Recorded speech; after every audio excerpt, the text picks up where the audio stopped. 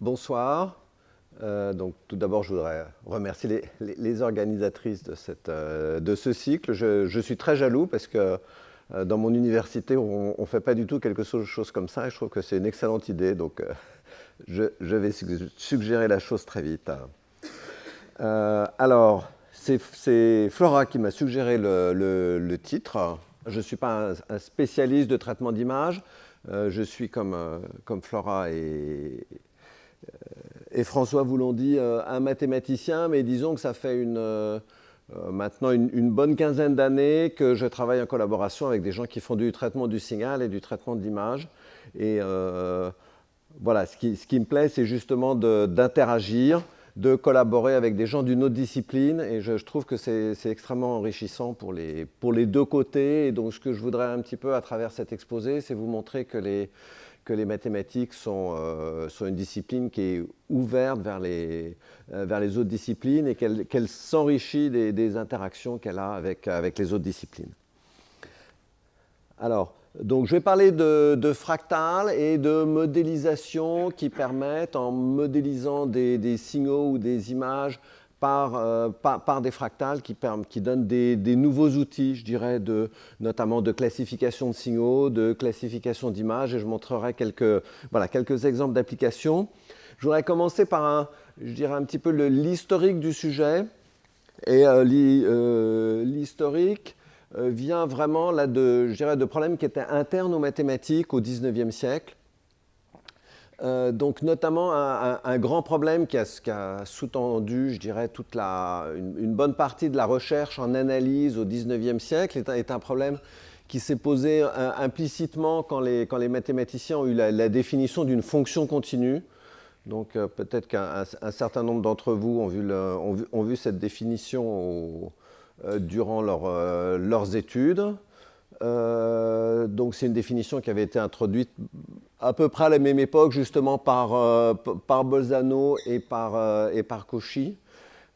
Et dès qu'il y a eu cette notion de fonction continue, les gens se sont posé la question de savoir quelles sont les propriétés des fonctions continues. Et donc un problème qui a résisté longtemps au XIXe siècle était de savoir si une fonction continue. Donc une fonction continue, si vous ne vous souvenez pas, c'est une fonction dont le graphe n'a pas de saut. Hein, donc vous pouvez passer un crayon sans lever le crayon sur le graphe. Hein. Grosso modo, c'est ça.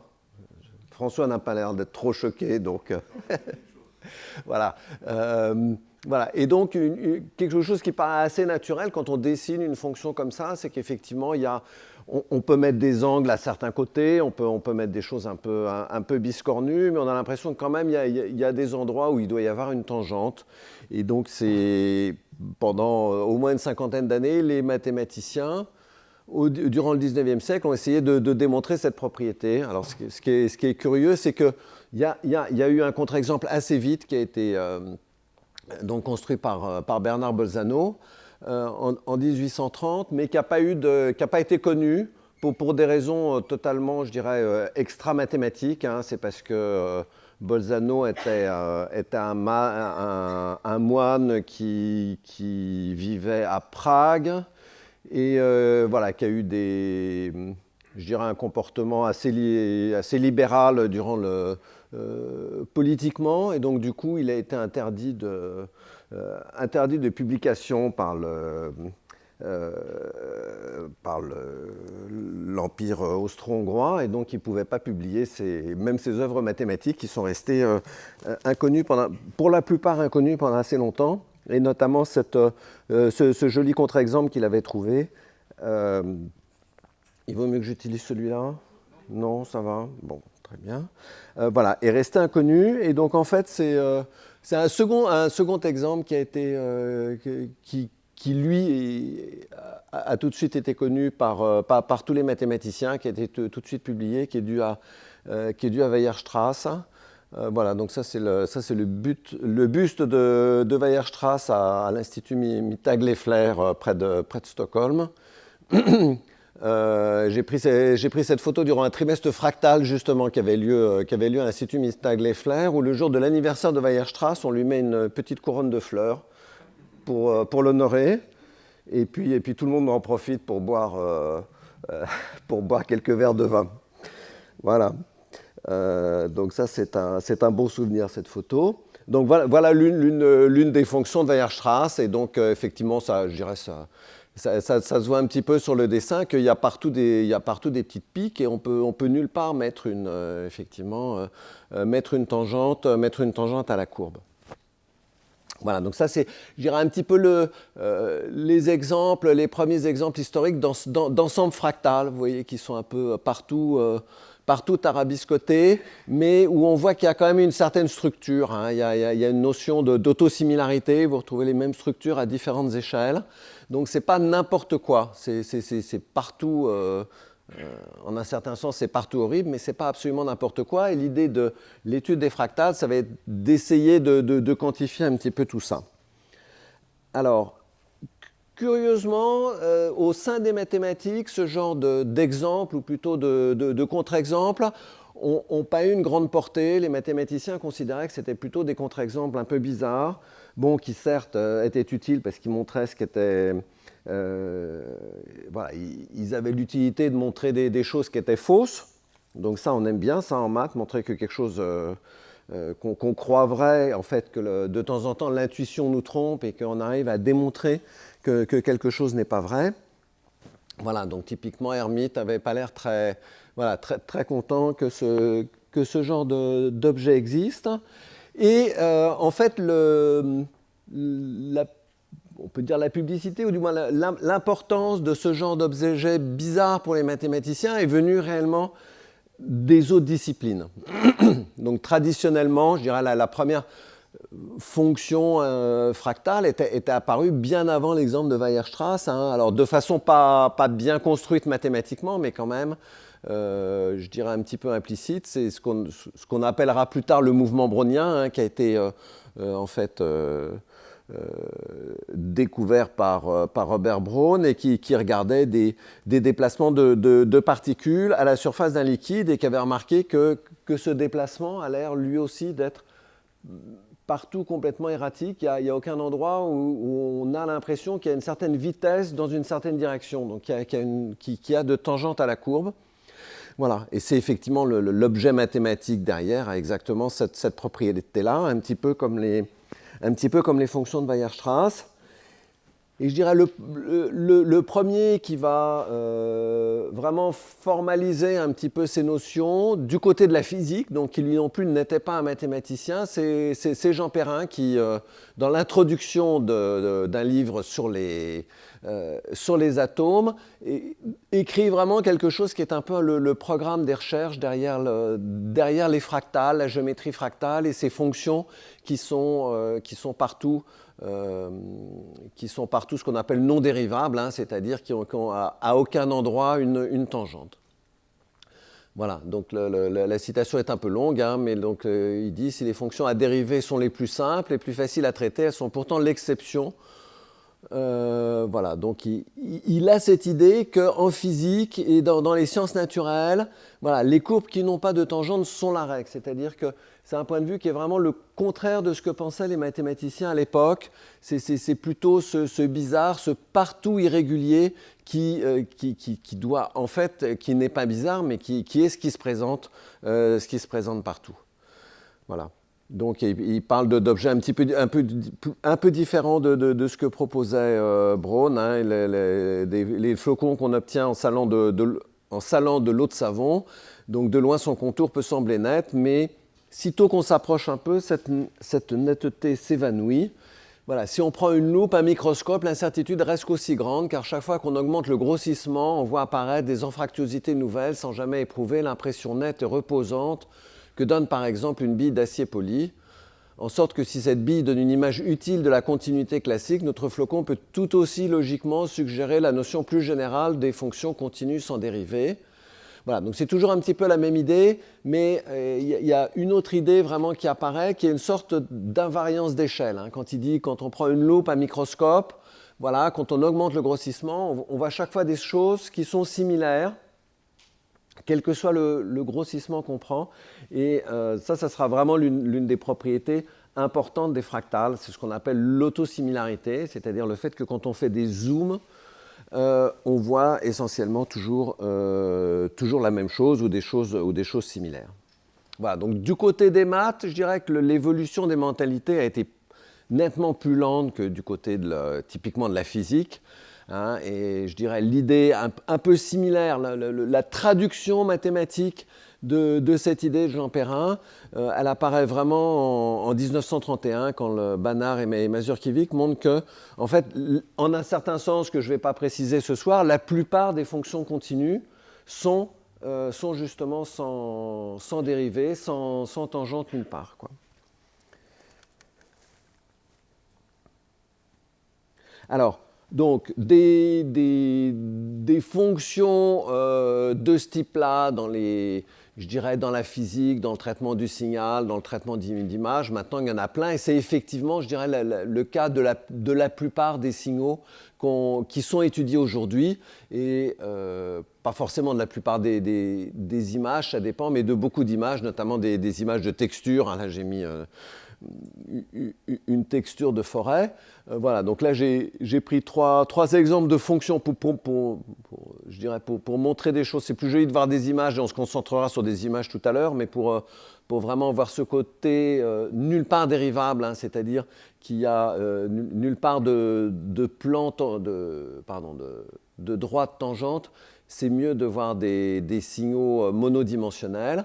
Donc ça, c'est typiquement trois signaux qui viennent d'origines très différentes, où on voit que la nature du signal est différente. Il y a toujours cette propriété d'être partout irrégulier, mais avec des signaux très différents. Celui d'en haut à gauche, c'est ce qu'on appelle de la turbulence pleinement développée. Donc ça, c'est des expériences qui sont réalisées dans des grosses souffleries. On fait passer on envoie on souffle de l'air à très grande vitesse qui passe à travers une grille, donc ça engendre des turbulences derrière, et on mesure en un point, en fonction du temps, la vitesse de façon très précise. Et donc on obtient ce genre de signaux très, très erratiques. Le second en haut à droite, c'est le trafic Internet dans un gros câble qui est entre les États-Unis et le Japon, en fonction du temps, où on voit de temps en temps des paquets, mais il y a aussi une structure fractale, hein, il y a une autosimilarité. Et puis là, c'est un taux de change euro-dollar sur 8 ans. Voilà, donc ça c'est typiquement le genre de signaux fractales, et sur lequel, je dirais, on voit, au-delà de cette remarque un peu naïve, voilà, c'est partout irrégulier, que ça n'a quand même pas la même tête. Donc on a envie d'introduire des outils mathématiques qui permettent un petit peu de caractériser ce genre d'objet. Alors, du côté des images, et c'est une étude que j'ai menée avec des collaborateurs. Donc, je vais vous montrer sur des tableaux. Donc, ça, c'est des tableaux de Van Gogh. Où on va prendre, par exemple, un petit patch, un carré sur lequel on a une zone assez homogène du tableau. Donc, ça donne exactement ce que vous voyez à droite. Alors, si on regarde juste le tableau comme ça, on peut avoir l'impression que ce n'est pas quelque chose de partout irrégulier. Hein. Il y a des grosses touches. Et finalement, on pourrait se dire, bon, bah, c'est régulier par morceaux. Hein. Il y a des zones noires et des zones vertes. En fait, si on regarde ce qui se passe pixel par pixel, hein, c'est-à-dire la valeur du niveau de gris en chaque point en fonction de l'espace, on a ça. Hein. Donc en fait, c'est assez étonnant. Il faut bien comprendre ce qui se passe. Là c'est le tableau, c'est l'image. Et là, on représente en chaque point du carré, hein, l'intensité lumineuse. Donc on a des photos à très haute définition, hein, ce carré-là donne ça. Donc l'intensité lumineuse en fonction du point, et donc on a quelque chose qui est également un signal qui est partout extrêmement irrégulier. Voilà, pourquoi on s'est intéressé au tableau de Van Gogh? Je reviens derrière parce que c'est un défi qui avait été lancé par le musée Van Gogh d'Amsterdam, qui avait été donc un défi qui avait été lancé aux équipes qui faisaient du traitement d'images, et dont le but était justement de savoir si on pouvait déterminer, je dirais, par des outils d'analyse, hein, vraiment de traitement d'image, si des tableaux étaient de Van Gogh ou pas de Van Gogh, ou bien si on pouvait voir des différences entre différentes périodes de l'art de Van Gogh. Voilà, donc effectivement, ils avaient des tableaux au musée d'Amsterdam sur lesquels ils se posaient des questions. Il y a des tableaux de Van Gogh qui sont contestés, et donc ça les intéressait de savoir si des méthodes scientifiques pouvaient apporter quelque chose au problème. Donc j'y reviendrai un petit peu plus tard, une fois que j'aurai montré le genre d'outils qu'on peut développer pour essayer de répondre à cette question. Voilà, donc en résumé, je dirais, il y a des... ce genre de fonctions qui étaient au départ bizarres en maths, hein, les fonctions partout irrégulières, on en trouve partout. Je vous ai montré quelques exemples. Il y a vraiment des tas de types de signaux différents qui présentent cette propriété-là. Et donc, voilà, la question, c'est comment est-ce qu'on peut mesurer, elles sont partout irrégulières, comment on peut mesurer cette irrégularité et utiliser cette mesure pour classifier ce genre de données et faire de la sélection de modèles. Donc typiquement, ça aura des applications. Bon, il y a l'exemple que je citais des tableaux de Van Gogh. Hein. Est-ce qu'on peut dire quelque chose sur le fait qu'il soit authentique ou pas? Il y a des tas de... Évidemment, c'est très utilisé actuellement, ce genre de méthode en imagerie médicale aussi. Il y a des... il y a beaucoup d'applications. Je montrerai je me concentrerai sur deux applications, l'une en art et puis une autre en urbanisme. Alors, je reviens un petit peu en arrière. Qu'est-ce qu'on appelle maintenant fractal? Alors, il y a deux choses un peu différentes. Hein. Je vous ai montré des fonctions ou des images. Au départ, je dirais jusque dans les années 60. Alors ça a été surtout sous l'influence de Benoît Mandelbrot. On a regardé plutôt des ensembles. Hein. Donc il y a un ensemble particulier qui a fasciné les mathématiciens pendant très longtemps, qui s'appelle l'ensemble de Mandelbrot, que je vous montre en haut à gauche. Hein. Et ça, c'est un zoom. Alors il y a un code couleur pour voir mieux les choses sur des parties de l'ensemble. Hein. Et on voit cette espèce d'autosimilarité que je signalais tout à l'heure. Hein. C'est-à-dire c'est un ensemble qui effectivement dont le bord est très irrégulier, et quand on fait des zooms, on voit des sortes de petits ensembles de Mandelbrot qui apparaissent, et on peut zoomer à l'infini, on en retrouve à toutes les échelles et partout. Voilà. Donc ça, c'est un exemple typique d'ensemble fractal mathématique. Donc à droite, vous avez un chou-fleur romanesco tel qu'on en voit de temps en temps sur nos marchés, qui présente aussi cette propriété d'autosimilarité. Hein. Vous voyez ces espèces de petits cônes qui sont une sorte de reproduction miniature du chou-fleur romanesco. Et voilà. Ce qui est remarquable, c'est que vous avez plusieurs échelles d'autosimilarité. Vous pouvez rezoomer sur l'un des petits... des petits cônes à l'intérieur, des tout petits cônes à l'intérieur d'un cône, et vous retrouvez cette structure et pendant plusieurs échelles, ce qui est vraiment remarquable. Ça, c'est une courbe de Van Core. Je montrerai la construction tout à l'heure, mais voilà, ça c'est l'exemple très simple d'un fractal, d'un fractal mathématique. Voilà, donc quelques exemples d'ensemble fractal. Voilà. Pareil, pour ces ensembles-là, un petit peu comme pour les signaux tout à l'heure, on peut s'intéresser à comment quantifier leur fractalité, leur rugosité, ce côté partout irrégulier. Ou bien, alors il y a deux, là on rentre un peu dans les maths, donc je ne vais pas trop m'aventurer là-dedans, mais je dirais qu'il y a un peu deux types d'outils où il y a des exposants d'autosimilarité. Vous voyez, je dirais le facteur de réduction, par exemple, dans le chou-fleur romanesco, quand on passe du grand cône à un petit cône, ça donne un exposant d'autosimilarité. Ou bien il y a des dimensions fractionnaires. Donc là, je donnerai un semblant de définition dans quelques minutes. Donc je commence, je dirais, pour montrer un petit peu ces deux points de vue, autosimilarité ou dimension, je dirais, ce que sont les ensembles fractales les plus simples en maths. Donc, il y en a un qu'on appelle l'ensemble triadique de Cantor. Donc, je vous montre comment, c'est celui qui est en haut à gauche. Donc, comment est-ce qu'il est construit? C'est assez simple. On part d'un intervalle, par exemple, l'intervalle entre 0 et 1, donc un segment de droite, et puis vous enlevez le tiers qui est au milieu. Donc, si vous arrivez à la deuxième ligne, j'ai juste enlevé le tiers au milieu. Et puis ensuite, vous recommencez sur chaque petit segment, vous enlevez à chaque fois le tiers qui est au milieu, et vous continuez indéfiniment. Voilà, donc on peut se demander est-ce qu'il reste quelque chose à la fin. Donc mathématiquement, oui, il reste quelque chose à la fin, et c'est ce qu'on appelle l'ensemble triadique de Cantor. Mais du coup, quand vous êtes allé jusqu'au bout, vous avez cette autosimilarité, c'est-à-dire que sur l'ensemble qu'on obtient quand on a fait une infinité de fois cette opération, si vous zoomez sur le tiers gauche ou sur le tiers droite, ou sur le tiers droit, vous avez juste une contraction de l'ensemble tout entier. Voilà, donc c'est ça un petit peu l'autosimilarité mathématique. Quand vous zoomez sur une partie de l'ensemble, vous retrouvez l'ensemble. Un peu comme dans le cas du chou-fleur romanesco. Mais il faut imaginer je dirais que le chou-fleur romanesco, on le continue jusqu'à l'infini, au-delà de la taille des atomes, quoi.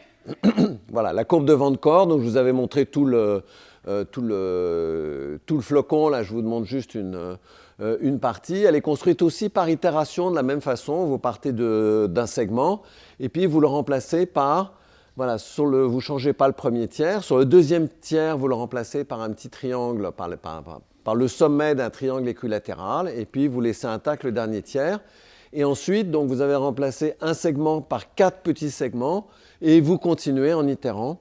Et voilà, vous continuez jusqu'à l'infini. Et la courbe que vous obtenez à la fin, c'est la courbe de Van Core. Donc ça aussi, c'est un exemple de fractal très simple qui a la même propriété. C'est-à-dire, si vous regardez sur l'ensemble à peu près final, on ne voit plus rien au bout de 4 itérations. Vous prenez le petit morceau à gauche, c'est contracter l'ensemble global. Voilà. Et de même pour les 4 morceaux.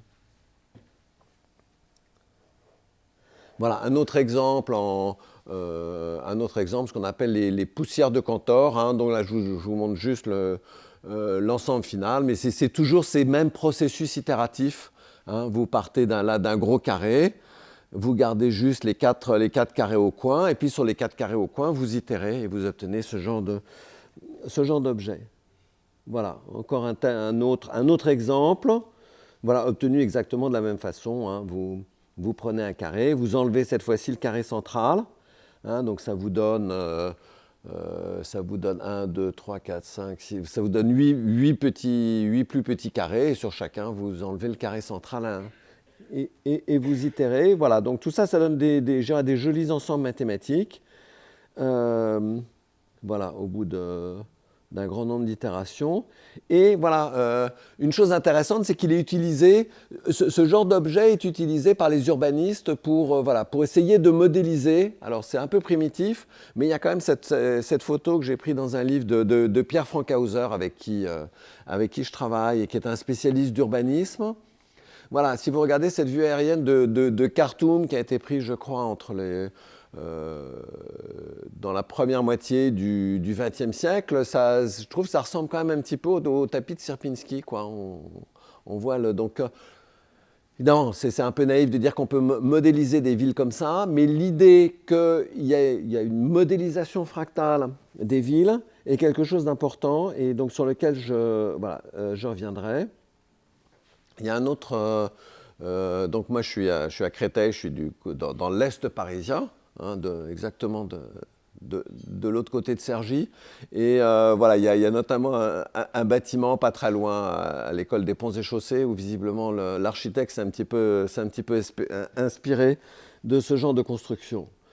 Je ne sais pas si ça se voit bien, voilà, ouais, qu'il y a les petits carrés autour des grandes fenêtres. Voilà, toujours le même genre de construction et je voudrais vous montrer pourquoi ça a un sens également d'utiliser ce genre d'objet pour modéliser des croissances urbaines. Voilà, donc première ligne, je dirais, un peu dans le même esprit de ce qu'on vient de voir, des constructions très simples. On part d'un carré, on enlève un certain nombre on le coupe en 9, on enlève 4 carrés blancs, et sur les 5 carrés qui restent, on itère et on obtient ce genre de choses. Alors, ça, je dirais, c'est un peu trop simple, un peu trop rigide géométriquement pour modéliser, par exemple, une ville. Par contre, si vous enlevez les carrés de façon un petit peu moins symétrique, vous obtenez des choses qui sont, là, j'ai juste montré 2 itérations qui sont un peu, je dirais, qui sont encore déterministes. Hein. Vous avez chaque fois une autosimilarité exacte, mais qui peuvent un peu plus ressembler à ce qu'on pourrait imaginer d'une croissance urbaine. Et vous pouvez passer à un stade ultérieur en enlevant cette fois-ci les carrés à des positions au hasard à chaque étape. Et donc, du coup, vous obtenez des choses un petit peu plus erratiques qui, si on les itère, peuvent aussi plus ressembler à des villes. Voilà. Pour l'instant, c'est un peu superficiel ce que je vais dire. Ensuite, je vais vous montrer des choses un peu plus précises. Voilà, donc typiquement 2 exemples de villes, hein, Berlin et Montbéliard, voilà, où on voit quand même, donc ça ne ressemble pas tellement à ce que je viens de montrer, mais on voit quand même qu'il y a ce côté fractal, hein, qu'il y a ce côté, qu'il y a une certaine autosimilarité statistique, hein, pas déterministe, et que par ailleurs, elles n'ont pas la même tête, donc ce n'est pas les mêmes fractales qui vont permettre de modéliser Berlin et Montbéliard. Voilà, donc ça c'est d'autres exemples. On ne montre pas exactement la ville, mais là c'est plutôt des densités de population, donc ça c'est pas très loin de coller avec la ville, et sur lequel, voilà, donc j'expliquerai un peu plus précisément tout à l'heure. Voilà, on veut utiliser des outils d'analyse fractale pour pouvoir faire dire des choses à ce genre de données urbaines. Voilà. Pour l'instant, je dirais je reste à un niveau un petit peu superficiel de dire ça ressemble à des fractales, et donc une modélisation par des fractales n'est pas totalement déraisonnable. Voilà, donc des questions naturelles qui se posent, effectivement. Comment est-ce qu'on peut caractériser, quels sont les paramètres qui permettent de caractériser ce type de géométrie? Est-ce qu'on peut introduire des modèles, hein? Les premiers modèles que j'ai montrés sont clairement un peu trop simplistes, mais on peut peut-être imaginer des modèles plus sophistiqués. Quels paramètres on peut sortir de ces modèles? Et voilà, qu'est-ce que ça peut permettre de dire sur les villes qui sont étudiées? Alors ça c'est quelque chose qui ne ressemble pas à une ville, et pourtant on aurait pu penser que c'était un modèle de ville assez raisonnable. Donc c'est pour ça que je vous le montre. C'est ce qu'on appelle des DLA. Donc DLA, c'est une abréviation anglaise pour Diffusion Limited Aggregates. Donc c'est quelque chose qui a beaucoup intéressé les physiciens et les mathématiciens. L'idée, c'est que vous voyez, il y a un centre, donc vous mettez une petite particule au centre, et puis vous faites venir de très loin une deuxième particule qui vient de façon erratique. Hein, donc de façon erratique, ça veut dire comme un mouvement brownien. Hein, et puis elle se promène un peu partout, et puis à un moment, elle vient toucher la première, et donc ça fait une deuxième particule. Puis ensuite, on en fait venir une troisième, etc. Donc c'est des simulations numériques qui prennent un temps absolument phénoménal, mais à la fin, vous avez ces modèles de croissance et qui intéressent beaucoup les physiciens. Ça modélise beaucoup de choses. Donc voilà, on aurait pu penser, donc c'est important en physique, ce genre de choses, hein, il y a toute une littérature de physique importante et de mathématiques aussi, vraiment très profonde pour essayer de comprendre la structure de ce genre d'objet. On aurait pu penser que c'était des modèles raisonnables de ville. Hein. On pourrait se dire une ville, ben ça se construit, il y a une maison quelque part, et puis il y a une autre maison qui vient se coller contre, et puis etc. Mais voilà, on voit que c'est pas du tout des bons modèles de ville, ça ressemble vraiment pas à une ville. Mais c'est pour vous montrer un autre type de fractal qui sert à d'autres choses. Ok, alors je reviens sur cette question de trouver des paramètres, hein, c'est-à-dire de quantifier un petit peu cette fractalité, cette irrégularité. Donc, on peut introduire des paramètres d'autosimilarité. Hein, donc, ça marche pour les ensembles très simples que j'avais montrés au début, comme l'ensemble de Cantor, où quand vous prenez le tiers de gauche, c'est exactement la réduction Donc vous regardez un tiers et c'est exactement la réduction de l'ensemble central, de l'ensemble global. Mais évidemment, ça ne va pas marcher dans la vraie vie parce que vous n'avez pas, par exemple, des villes ou des images qui sont exactement des ensembles de Cantor. Donc il faut arriver à introduire des paramètres. Donc les paramètres d'autosimilarité, voilà, ça ne marche pas très bien. Et il faut introduire des paramètres plus souples qui peuvent s'adapter un petit peu à n'importe quelle situation. Et donc, il y a une notion de dimension. Alors, je ne vais pas trop rentrer dans les... Il y a différentes notions de dimension en maths, hein, mais je vais... souvent, elles conduisent à la même chose. Donc, je vais vous donner la définition, je dirais, la plus simple à utiliser, qu'est-ce qu'on appelle la dimension de boîte. Hein, et l'idée est que quand vous avez ces espèces d'ensembles fractales, hein, donc ça marche très bien d'ailleurs si je regarde le précédent, vous pouvez vous dire, bon, bah, pour estimer en quelque sorte sa taille, le fait qu'il est plus ou moins, qui remplit plus ou moins le plan, par exemple, je vais le recouvrir avec des petites boîtes d'une certaine largeur. Donc on a epsilon la largeur. Quand on a quelque chose de petit en maths, on aime bien l'appeler epsilon. Et on va regarder combien, pour une boîte de largeur donnée, combien, donc on prend des boules, mais on pourrait prendre des carrés, hein, on arrivera à peu près au même résultat, combien il en faut pour recouvrir mon ensemble. Donc évidemment, ça va dépendre de la largeur, et on cherche, ça c'est vraiment une idée centrale dans tout ce domaine-là, on cherche un comportement en loi de puissance. Hein. On se dit que quand epsilon devient petit, quand la largeur devient petite, on va avoir de plus en plus un nombre de plus en plus grand, et on se demande, bah, est-ce qu'il peut s'écrire grosso modo comme une puissance donc du coup de 1 sur epsilon, hein, puisque le nombre va être grand quand epsilon est petit. Voilà. Et s'il peut s'écrire à peu près comme une puissance, voilà, la puissance, c'est ce qu'on va appeler la dimension de boîte. La dimension fractale, disons. Voilà. Donc ça c'est un outil qui est très agréable, parce que, voilà, on n'a pas besoin de faire d'hypothèse au départ sur l'ensemble qu'on regarde, ça, on peut toujours faire ça, et c'est calculable sur des données expérimentales, hein, il suffit de, voilà, on recouvre l'ensemble, on compte le nombre qu'il faut faire, et pour trouver la loi de puissance, donc on fait ce qu'on appelle des diagrammes log-log, hein, donc on fait le logarithme du nombre en fonction du logarithme de epsilon, donc du coup, si vous prenez si vous vous souvenez ce que c'est que la fonction logarithme, le logarithme de n de epsilon va être la dimension de boîte fois le logarithme de 1 sur epsilon. Donc vous allez avoir un comportement linéaire dans les logarithmes, et ça, vous pouvez effectivement le dessiner et voir ce que ça donne. Donc ça, c'est typiquement, voilà, toujours extrait du livre de Pierre Frankhauser sur voilà, typiquement une ville, et vous voyez son comportement fractal par le fait que là, il a fait exactement cette opération-là, de prendre des petites boîtes de différentes tailles, et il a fait un diagramme log-log, et vous voyez que vous avez un alignement des points qui est voilà, sur beaucoup d'échelles, qui vous donne voilà, une suite de points qui est franchement bien alignée, et donc la pente vous donne la dimension fractale. Voilà, donc ça c'est, je dirais, une façon d'associer un paramètre à la fractalité que vous regardez, cette notion de dimension. Voilà, donc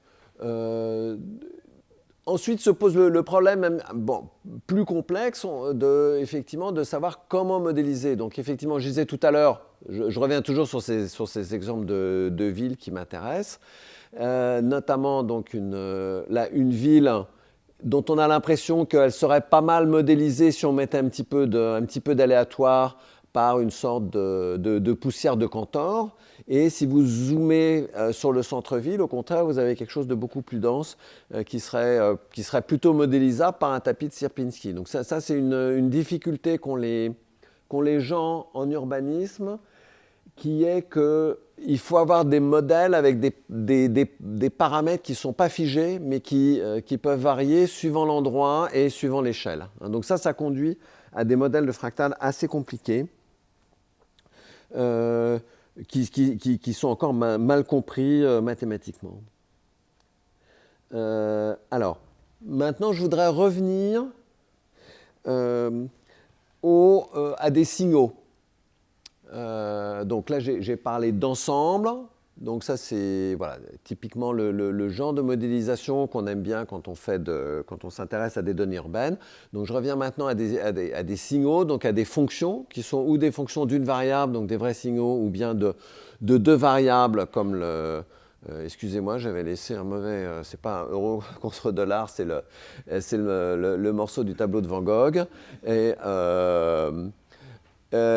Et la population de l'Île-de-France, où là, voilà, ça pouvait donner une idée de l'ensemble du bâti de la ville, mais en fait, ça c'est des données qui sont plutôt des données d'image, hein, puisqu'en fait, c'est la densité de population en fonction de l'endroit où on est en Île-de-France. Donc c'est plutôt quelque chose qui est du type image.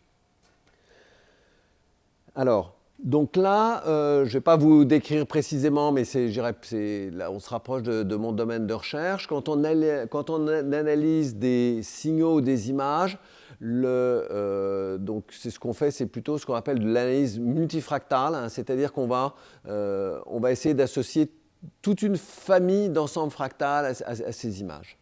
Mais l'idée est toujours la même au départ, c'est d'introduire un certain nombre de paramètres qui permettent de la classification, hein, de mesurer l'irrégularité. Et alors, d'un point de vue mathématique, les paramètres qu'on veut introduire doivent satisfaire un certain nombre de cahiers des charges qui sont assez naturels en traitement du signal et en traitement d'image. Hein, donc un certain nombre de propriétés, je dirais, de robustesse qui sont qu'on peut effectivement les calculer sur des données numériques. Typiquement, comme je le disais, pour des ensembles, pour le calcul de dimensions par des régressions log-log. Donc on aime bien à la fin arriver à des points qui sont alignés et on calcule la pente. Ça, c'est une façon, je dirais, simple de sortir des paramètres mathématiques. Voilà. Et alors, je dirais, il y a quelque chose qui est plus, je dirais, interne aux maths, qui est que quand on fait des modélisations aléatoires, il faut que le résultat ne dépende pas du hasard, quoi. Donc, que ça donne réellement des paramètres associés au modèle et qui ne varient pas suivant la réalisation qu'on regarde. Alors, donc là, je vous montre un petit peu de maths. Je vais essayer voilà, c'est pour vous montrer le genre de paramètres qu'on utilise justement en analyse multifractale quand on regarde des signaux ou des images.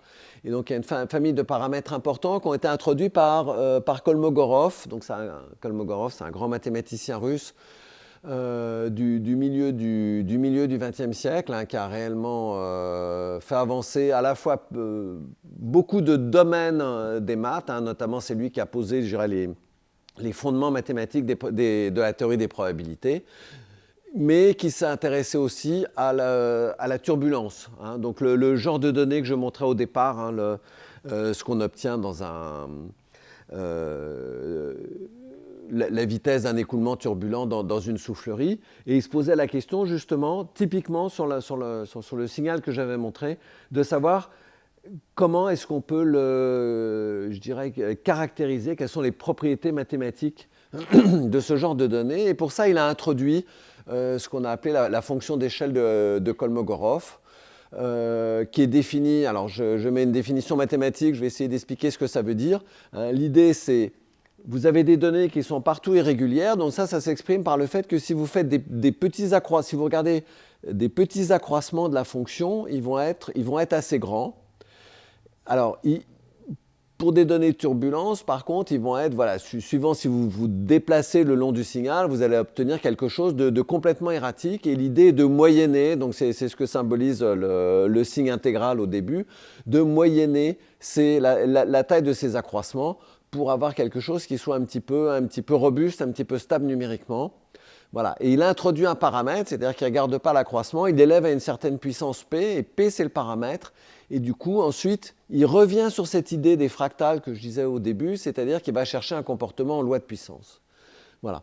Donc c'est un petit peu ça. L'idée, c'est que quand la taille de l'accroissement, le delta, devient de plus en plus petit, il cherche un comportement en loi de puissance, mais qui cette fois-ci va dépendre évidemment du paramètre P qu'il a introduit. Donc du coup, il a un outil de classification qui est beaucoup plus puissant que pour les ensembles fractales où on avait juste une dimension, donc juste un nombre. En fait, il va avoir toute une fonction qui va dépendre du paramètre P, qui va lui permettre de faire de la classification.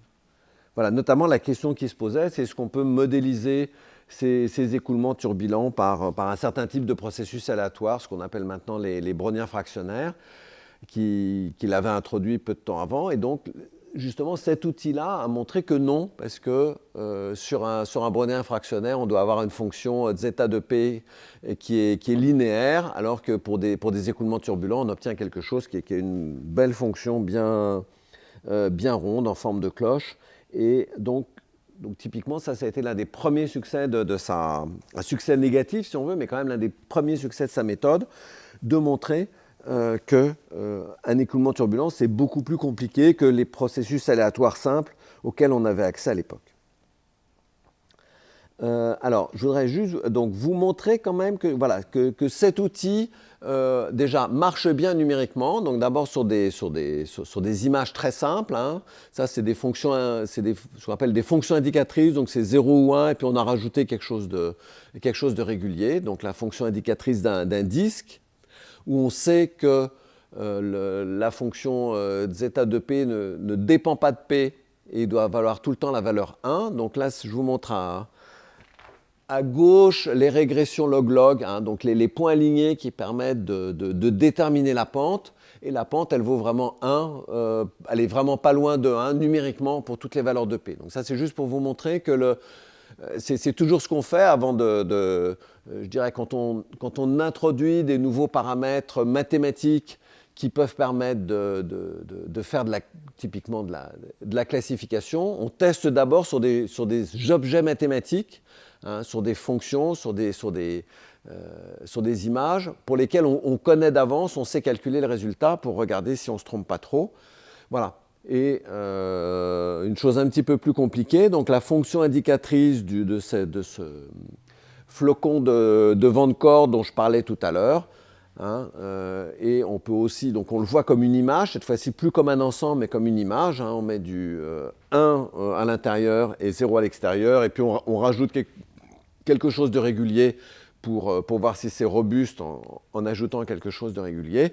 Donc on doit obtenir systématiquement, donc mathématiquement, on sait calculer le résultat qu'on doit obtenir, qui est 0,74. Et voilà, on obtient quelque chose qui varie très légèrement en fonction de P, mais qui tourne aussi autour de cette valeur-là. Voilà, donc ça c'est pour vous montrer, je dirais, sur des exemples mathématiques ce que ça donne. Et juste de façon un peu superficielle sur différentes images. Donc ça, c'est une image typiquement qui est très irrégulière. Hein. Il y a ces troncs d'arbres, cette texture des petits branchages. Et voilà, où je vous montre, alors là, la régression log-log est évidemment, on a moins d'autosimilarité sur un grand nombre d'échelles, mais vous en avez quand même, vous voyez, donc ça c'est le graphique du haut, vous avez quand même 5 points au centre, donc les plus petites et les plus grandes échelles doivent être éliminées, mais vous avez 5 points au centre sur lesquels vous pouvez vraiment faire passer une droite de façon assez convaincante. Donc ça vous permet de calculer cette fonction d'échelle pour différentes valeurs de P. Donc là, la pente en haut, je crois que c'est calculé pour P égale 1. Et vous avez toute cette fonction qui permet de faire de la classification d'images. Je vous montre une image très différente, hein, donc une pile de saucissons pour laquelle on obtient une fonction donc toujours pareil, ces régressions log-log qui sont importantes à calculer pour voir qu'effectivement ce qu'on calcule mesure bien quelque chose. Hein. Donc si on avait des points qui ne sont pas du tout alignés dans l'image centrale, hein, ça voudrait dire, je dirais, que cette approche-là multifractale ne marche pas, mais là elle marche bien. On voit qu'on a là aussi autour de 5 échelles sur lesquelles on peut faire une régression, et on obtient une fonction d'échelle très différente. Alors ce n'est pas très étonnant, hein, les images ne se ressemblent pas du tout, mais ça montre au moins qu'on a un outil qui peut permettre de faire de la classification. Voilà, donc sur ces populations de grilles, sur ces populations de villes, par exemple, on a des fonctions d'échelle qui ne sont pas très éloignées, mais sur lesquelles on voit quand même que ça peut permettre ça permet de voir des choses, hein, notamment si vous regardez au début, les deux fonctions d'échelle sont assez différentes et montrent effectivement une structure fractale dans la répartition des populations qui sont qui sont différentes. Un autre exemple avec deux autres villes. Alors, vous voyez peut-être pas, c'est écrit en petit. Là, il y avait Paris-Lyon et ici Dijon et Rennes. Voilà, aussi on a donc des fonctions d'échelle assez semblables, mais quand même, vous voyez, notamment au début, on a des comportements assez différents qui correspondent à une structure, je dirais, fractale de la répartition de population qui est différente. Je me rends compte que le temps passe plus vite que je ne le croyais. Donc du coup, il y a alors je ne vais pas trop passer sur les maths, mais je vous montre une classification avec un autre exposant de régularité, qui est quelque chose de très classique en mathématiques, qui est ce qu'on appelle la régularité eulérienne. Voilà, que vous pouvez prendre juste comme un exposant de régularité. Et je vous montre ce que ça vaut également. Donc là, c'est les régressions log-log. Et ce que ça vaut pour différentes villes, où on voit qu'il y a des légères différences, hein, mais pas énormes. Donc ça, c'est voilà, le calcul des pentes nous donne cet exposant. Et je vais vous montrer ensuite, par contre, des données. Donc ça, c'est toujours le même exposant pour d'autres. Là où on voit des différences plus fortes, à 34 pour Saint-Étienne, alors que, enfin, 0,34 pour Saint-Étienne, moins 0,34 et moins 0,45 pour Dijon. Donc, voilà, on voit que ça peut servir, voilà, ce genre d'outil de mesure mathématique de la régularité peut permettre de faire de la classification. Et voilà, je voudrais vous montrer ce que ça donne, donc ce genre d'outil pour en revenant au tableau de Van Gogh. Voilà, donc ça c'est un tableau de Van Gogh qui nous avait été, dont l'image haute définition nous avait été donnée par le musée Van Gogh à Amsterdam. Alors toutes les images sont, vous avez la moitié droite qui est avec des gros carrés, parce qu'ils se méfient quand même, et quand ils donnent des images haute définition, ils ne veulent pas donner l'image haute définition de tout le tableau pour qu'on ne se mette pas à le vendre ou à faire un nouveau livre sur Van Gogh en les utilisant. Donc elles sont inutilisables, elles sont, voilà, du moins en entier. Donc on va toujours chercher sur le côté gauche l'information. Alors ça c'est pas la fonction d'échelle, donc c'est une sorte de transformation qui permet de ce qu'on appelle une transformée de Legendre, je vais pas, et qui permet, je dirais, de mieux interpréter en termes de régularité. Hein. Donc du coup, on interprète les chiffres qu'on a là comme des chiffres de régularité. Et si la courbe est vers la gauche, ça veut dire que l'image est régulière. Et si elle est plutôt vers la droite, qu'elle est irrégulière. Donc mais ça fournit essentiellement la même information. Voilà. Donc ça, c'est deux exemples de Van Gogh de périodes différentes où vous voyez justement que cette courbe qui paramètre en quelque sorte par toute une courbe, ces propriétés de régularité d'image, n'ont pas tout à fait la même tête. Et si l'exposant H-min, ah oui, alors ce que je n'ai pas dit, c'est que l'exposant H-min dont j'avais parlé, c'est le point où commence la courbe ici. Donc là, vous voyez, on est à peu près à 0,8, donc c'est à peu près là, le H-min est autour de 0,78 par là. Voilà, et si vous faites... donc, le musée Van Gogh nous avait donné, par exemple, pour le défi sur les différentes périodes du musée de Van Gogh, un certain nombre de tableaux sur lesquels il nous disait, voilà, c'est la première période de Van Gogh ou c'est la dernière, et ensuite des tableaux sur lesquels il ne nous disait rien, il fallait qu'on arrive à dire dans quelle période c'était. Et donc, vous voyez que sur les tableaux, il nous disait quelque chose. Donc là, c'est un graphique où vous avez le H-min. Donc, quand vous avez un tableau, vous avez essentiellement trois couleurs fondamentales. Et donc, on avait fait du H-min basé sur le canal de couleur rouge et puis la saturation, qui est un terme technique donc, qui se déduit aussi à partir de ces canaux. Voilà, donc pour chaque fois, on a un point qui correspond au numéro du tableau où les deux H-min des deux canaux se positionnent quelque part. Donc, par exemple, le tableau numéro 2, il a un H-min qui est à peu près 0,05 sur le premier canal et quasiment 0 sur le second. Donc on voit que grosso modo, vous avez une zone rouge qui correspond à la première période et une zone bleue qui correspond à la deuxième période, avec, on voit grosso modo une droite qui sépare les deux zones. Et donc si vous regardez ensuite les tableaux qui nous avaient sur lesquels on ne savait rien. Voilà, on voit qu'il y en a qui se positionnent plutôt dans la zone rouge, il y en a un qui est un peu intermédiaire, mais quand même plutôt plus près de la zone bleue, ce qui correspond effectivement à la période, quoi. Donc ça montre que ces tableaux de Van Gogh, ce genre d'outil de mesure mathématique de la régularité permet de dire quelque chose.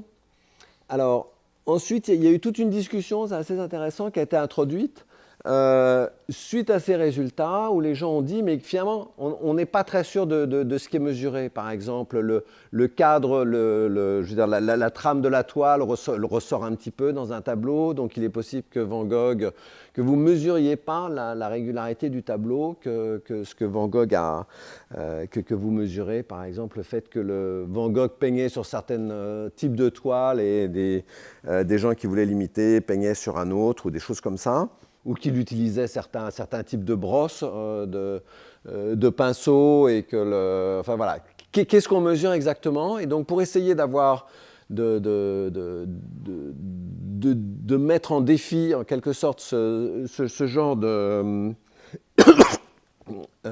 critique, il y a eu un deuxième défi qui a été lancé où on a demandé à une peintre, Charlotte Casper, de peindre des tableaux dans un premier temps, en notant exactement quelle toile elle utilisait, quelle brosse, etc. Enfin, tous les aspects techniques.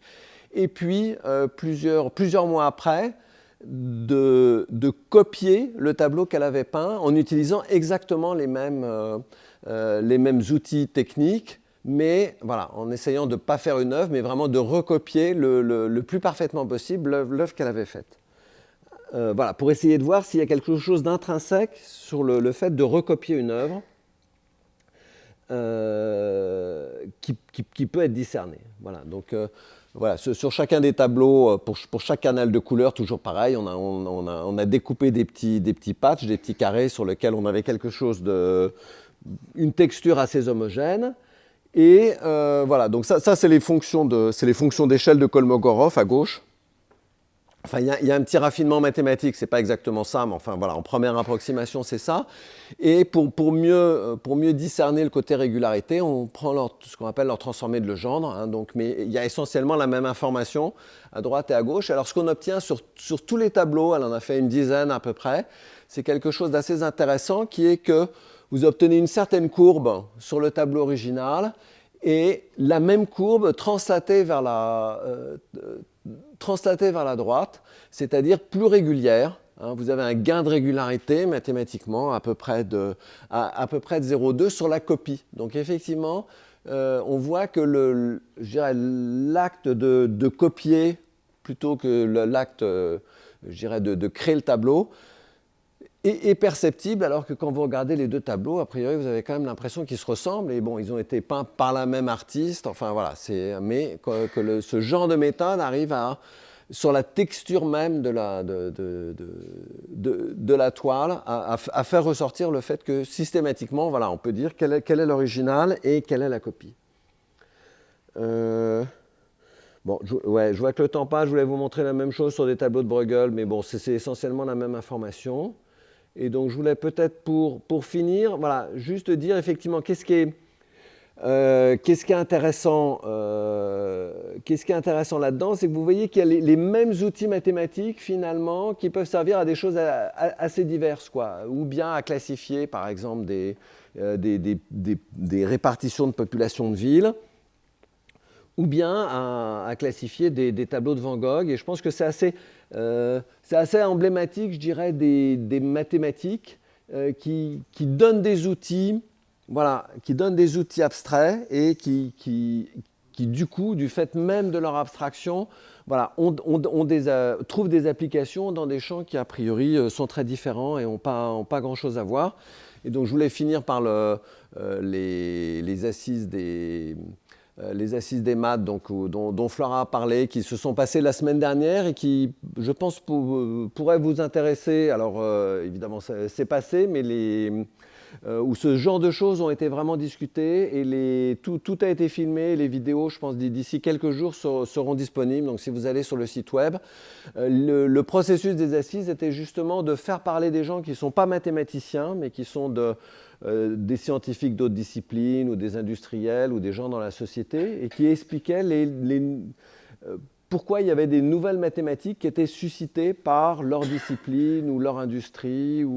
Voilà. Et justement, où sont souvent apparus le fait que les maths sont justement une sorte de langage commun à des choses assez différentes et que c'est un petit peu ce qui fait la puissance des mathématiques, le fait que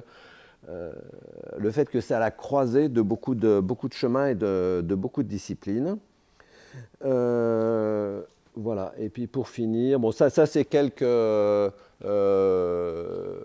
si vous voulez en savoir plus, voilà, sur les fractales, hein, je dirais le livre un peu de base, c'est le livre de Benoît Mandelbrot qui...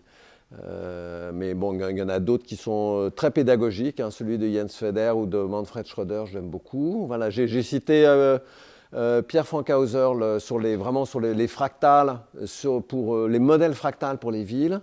Voilà, donc j'ai cité ensuite un livre que j'ai écrit avec Yves Meyer et Robert Ryan sur justement sur le genre d'outils mathématiques qui sont derrière cette analyse des fractales. Bon, le reste est un peu plus technique. Et puis si tout ça est trop technique pour vous, l'un des bons côtés des assises des maths, c'est que on a une certaine couverture médiatique et donc ça m'a permis de rencontrer lundi dernier une mathématicienne qui enseigne, enfin une prof de maths en collège, qui m'a passé, donc parce qu'on a été interviewés sur France Culture tous les deux, et qui m'a passé un bouquin que j'ai trouvé absolument génial. J'ai lu mardi, et qui est vraiment plein d'exemples que les enfants... son idée, c'était que les enfants auxquels elle enseigne puissent comprendre, qui montrent que les maths sont absolument partout. Donc, je fais un instant de publicité pour ce bouquin qui montre vraiment que les maths sont partout et de façon extrêmement accessible, quoi, contrairement à l'idée qu'on en a parfois. Donc, c'est Claire Lemay. Vous reprendrez bien un peu de maths. Merci.